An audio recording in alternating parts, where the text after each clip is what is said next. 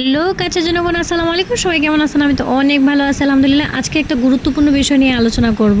আমার ব্যক্তিগত মতামতটা জাস্ট আপনাদের কাছে শেয়ার করব। কেউ পুরো ভিডিও দেখার আগে বাজে মন্তব্য করবেন না, খারাপ লাগলে স্কিপ করে যাবেন। বিগত কয়েকদিন ধরে এএসপি পলাশ সাহার ভিডিওতে দুই পক্ষের কথা শুনে যেটুকু বুঝলাম, পলাশ সাহা মূলত মেয়েকে এক দেখাতে দেখেই পছন্দ করে ফেলেছিল। সে অন্য জায়গায় বিয়ে করবে না, বিয়ে করলে ওই মেয়েকেই করবে। আর এদিকে তার মা তাকে অনেক কষ্ট করে বড় করেছে, মাকে অনেক বুঝিয়ে সে বিয়েটা করে। কিন্তু তার মা আশা করেছিল যে তার অন্য জায়গায় বিয়ে হবে, তার ছেলের জায়গায় বিয়ে হলে পলাশ সাহা কোটি কোটি টাকা ভরি ভরি স্বর্ণ পেত। কিন্তু এদিকে মেয়েরা গরিব হওয়ায় তার সেই আশা পূর্ণ হচ্ছে না, যার কারণে মেয়েকে তার প্রথম থেকেই পছন্দ ছিল না।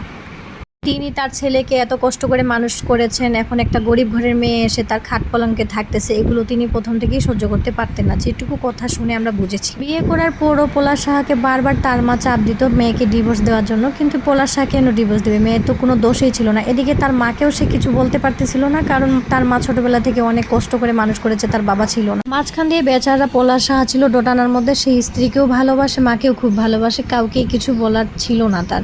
আমার কথা হচ্ছে, খালাম্মা আপনি যদি ডিভোর্সেই দেওয়াবেন তাহলে বিয়েতে প্রথমে রাজি হয়েছিলেন কেন? যে মেয়েরা গরিব ছিল, বিয়ের পরে অত্যাচার করলে ডিভোর্স দিলে বা মেয়েটার কিছু হলে কেউ কিছু করতে পারবে না, এই জন্য কি বিয়েতে রাজি হয়েছিলেন যে পরে অত্যাচার করে তাকে বের করবেন? কিন্তু শেষ পরিণতি কি হইলো খালাম্মা?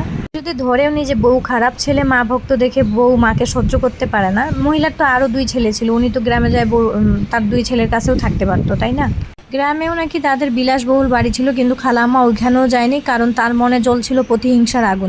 উনি ছোটবেলা থেকে ওনার ছেলেকে মানুষ করেছেন অনেক কষ্ট করে, এখন একটা গরিব ঘরের মেয়ে এসে তার খাট পালঙ্কে শুবে থাকবে, এগুলো তিনি কখনোই সহ্য করতে পারতো না। যার কারণে উনি তাদেরকে কোয়ালিটি টাইমও স্পেন্ড করতে দিতেন না। একটা মেয়ে নতুন বিয়ে হওয়ার পর তার স্বামীর সাথে একটু কোয়ালিটি টাইম স্পেন্ড করতে যাবে, এটা স্বাভাবিক ব্যাপার। তার স্বামীর কাছে একান্ত একটু সময় কাটাতে চাইতে যাবে, এটা স্বাভাবিক ব্যাপার, তাই না? ছেলে ডিউটি থেকে এসেছে রাত 12টা-1টা পর্যন্ত, মা তার কাছে রেখে দিয়েছে। ছেলে বউকে নিয়ে হানিমুনে যাবে, মাও তার সাথে যাবে। বউ ডাল রান্না করেছে, ছেলে একটু সুনাম করেছে, ডাল ছুঁড়ে ফেলে দিয়েছে। তো এটা কোন ধরনের ছোট লোকই মা আমার বুঝে আসে না। মা যদি ছেলের সুখী যাবে, আগে বউয়ের সাথে ভালো সম্পর্ক করবে আমার মতে। ধরনের শাশুড়ির ব্যবহার কোন মেয়ে সহ্য করবে? অডিয়েন্সের কাছে আমার প্রশ্ন, কয়দিন সহ্য করবে সেটাও আমার প্রশ্ন। এখানে পলাশ সাহারও বড় একটা ভুল ছিল। তার প্রথম থেকেই উচিত ছিল মায়ের জায়গাটা মাকে বুঝিয়ে দেওয়া, বউয়ের জায়গাটা বউকে বুঝিয়ে দেওয়া। আজ যেমন তার গর্ভধারিণী, যে বউ হচ্ছে তার জীবনসঙ্গিনী, সহধর্মিনী, এটা তার বোঝা উচিত ছিল। তিনি মাকে বুঝিয়ে সুঝিয়ে গ্রামে রাখতে পারতেন, লাগলে সব খরচপাতি তিনি বহন করতেন। আর মহিলাও গ্রামে থাকতে পারতেন বা তার দুই ছেলের সাথে থাকতে পারতেন, যেহেতু তাকে নিয়ে সমস্যা বেশি হচ্ছিল।